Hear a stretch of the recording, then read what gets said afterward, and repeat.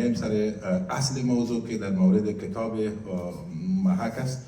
میخوایم که یک استاد دیگه قصه ها و تحلیلگر نویسنده اکبر کرگر میخوایم که دعوت کنم به استیج که اونا در مورد کتاب محک صاحب صحبت بکنن. کرگر صاحب مهربانی.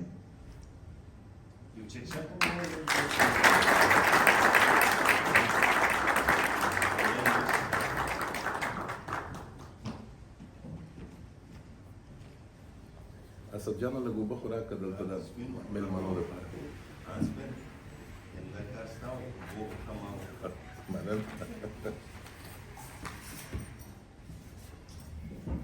زه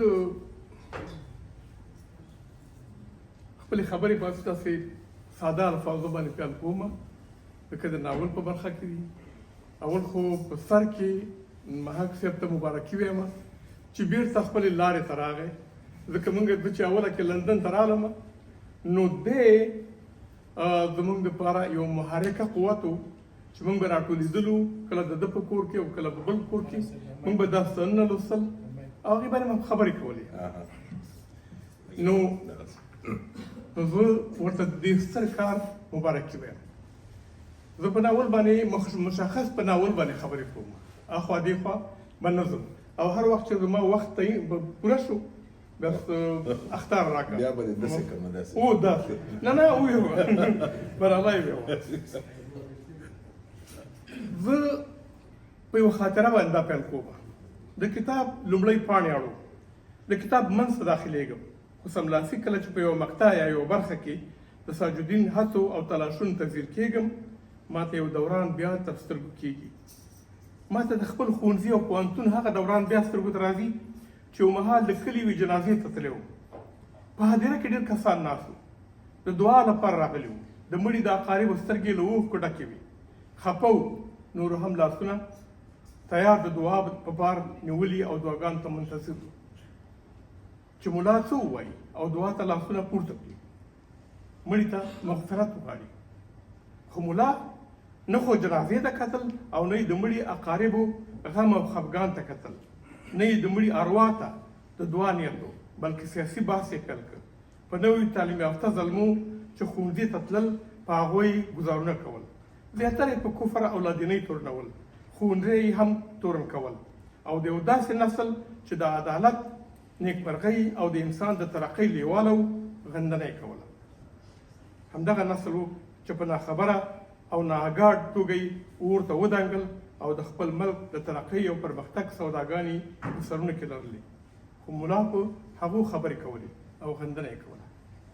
ما ته د دواړو خواوو وبشتلی ناول په معاصر ادبي جریان کې غیر متداول یعنې له نوښتونو ډک هغه پیدا کړ. ریالیستي ناول یو سرخندونکي نسل د سرخندنې د داستان چې په مینه پیل کېږي او د هیواد په تیر راکټ او ساکت حالت کې د حرکت راوستو جوګه دی لیوال. ناول په ژوند پیل کېږي. ناول د پښتو داستانونو د 40مو او 50مو لسیزو د کلونو داستان نه او هغه ناولونو ته چې په هیواد کې د مخه حذف شوي او معمول داستانونه ورته نه بلکې لوړ او اوچت دی.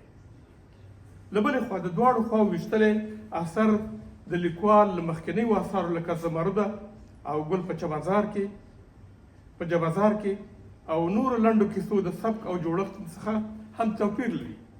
ناول د سسپنس او روایت له مخې له نورو سره هم توپیر لري. کله چې لیکوال محترم محک صاحب له زندان راووت، د مرحوم پیوند یاد دې په خیر وي او روح یې ښاد. له هغه سره به هم په ورځو موږ په کورونو او لیکوالو ټولنه کې په کیسو خبرې کولې. همدا موقع وه چې ما درک کړه چې لیکوال د دودیزې ادبي لارې لیوال لري او مدرن او نوې لارې لیوال دی. په تېره کله چې زما د حلاجي داستان په باب راته خبرې کولې، لوستونکي دا ناول د مخکینی هوډ او تکل له مخې نه لولي، بلکې کله چې لوستونکي د اثر لوستل پیل کوي، په ناول کې دغه جادویي اثر شته چې په لوستونکي ټینګار کوي چې زما لوستلو ته دوام ورکړه او په کیسه ځان پوه کړه.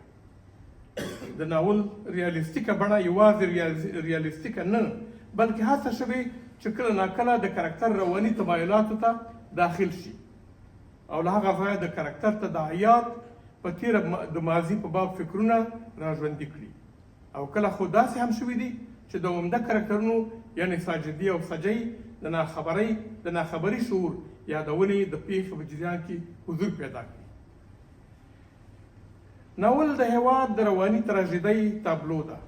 په دې تابلو کې تیر او حاضر نسل ځان لیدلی شي. همدارنګه په اثر کې ځان ځای ځای د کرکټر ځانګړنې، فرهنګ، عاداتو، کلیوالي دود، دستور، مکالمې هم لیدلی شي چې د داستان خوند زیاتوي. دا هم د دې سبب کیږي چې اثر د کرکټر او داستان د فرهنګ نه پردی نشي. په دې رومان کې دود، دستور، د سنت او عصریت ترمنځ شخړه لیدای شو. لکه څنګه چې د رومن رولان ژان کریستوف 4 جلدي رومان د زړې ټولنې څخه نوي عصر عصري هغې ته د تېرېدنګ داستان دی، همداراز د دواړو خواوو ویشتلې کیسه ناول هم داسې یو څه دي.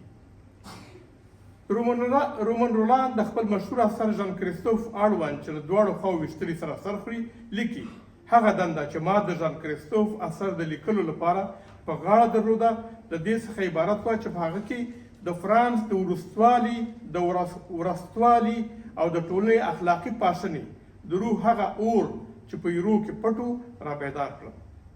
د دې هدف لپاره له هر څه زیات لازمه وه چې هغه ایرې او پاتې چې ډېرې شوې وي لرې او د بازارونو او ډګرونو په لارو کې هوا او روښنایي چې تړلې وه راپورته شي. په ناول کې د قرون وسطایي تفکر سره د نوي نسل مخالفت او کرکه غځېږي. د اسکولاستیکي تفکر پیرو ملا د نوي نسل په وړاندې خپل تبلیغ په شدت سره کوي. د رومان یو فرعي کرکټر د همدغه تبلیغاتو باب وایي د بسۍ د مور ځواب یې سر راخلاص کړ، نور څه وکړي؟ د کلي ملا لکه د غومبسې غوندې ورته جوش کړی دی او وخت ناوخت یې نوم په خرابو خلکو کې یادوي. لږ پاتې دی، بیا حوصله کېږئ ما انشاءالله. نه خیر ده، اورئ چې ستړي شو بیا غږ کوو درته دوام وکړئ. نه که بیا دا هم لا پسې وایي چې د ده چې څه انډیوالان دي په هغو پسې هم راخیستې ده. دی خو سپین ږیری دی، هغه ځوانان دي کوم ځوان په ځوانۍ کې قرار ناست دی چې دوی کیني. البته دا کرکټر یو کرکټر په باب د کلي ملا چې اصلي نوم یې قیس و او ماشومان ورته د سیمې د دودیز تلفظ سره سم کیس وایي. د ښوونځي د تړلو د امر په ورکولو د یو شمېر خلکو په زړونو کې د ځان په اړه یو څه بد انځور جوړ کړی و، لکه چې هېڅکله دا بد انځور نه و.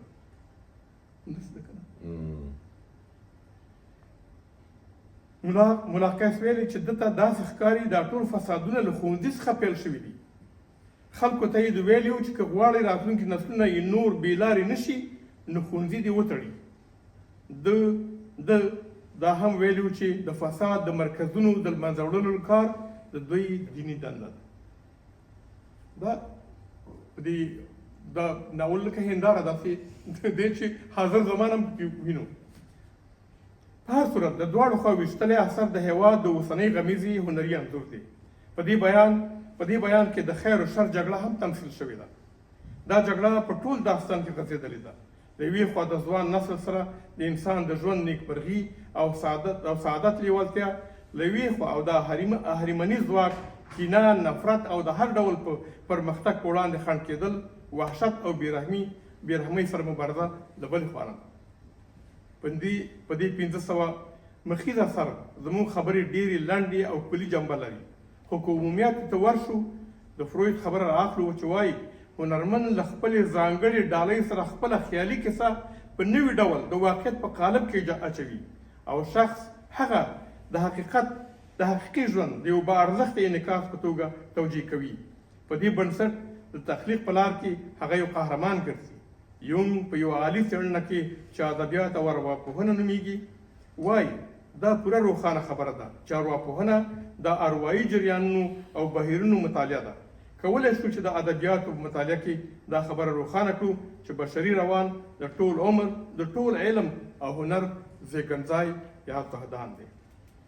یو د هنرمند هنري کار د داسې پایلې په توګه تشریح کوي چې د اروایي پروسو د تخلیق اصلي شرط دی هغه دا چې د هنري کار په قضیه کې موږ اړ یو چې د تولید له پیچلو رواني فعالیتونو سره مخامخ شو دا هغه څه دي چې د محق صاحب په هنري ادبي کار کې مصداق لري اوس خپلې خبرې د اثر په ډېر پاراګراف پای ته رسوو دا پاراګراف هم که سمبولیک تعبیر یې واخلو او زموږ د سرخندونکي نسلونو د یادونو دستوره ګرځېدل ده په دې هیله چې دا دستوره نوره پای ته ورسوي وروستۍ کرښې دا دي اوس د کلي شمال ته د سیند پورې غاړې ته د یوې غونډۍ له پاسه 3 ګوښې قبرونه تر سترګو کېږي چې پیغلوټي او ځلموټي د شهیدانو په نامه یې بولي یو شمېر کسان وایي چې د بېدینانو قبرونه دي او باید ړنګ شي د سیمې د یو شمېر نورو راولاړ شوو ملایانو د تبلیغ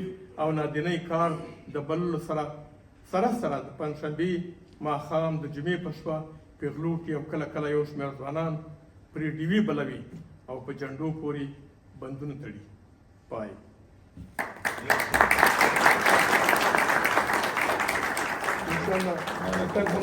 کور ودان خوند یې وکړه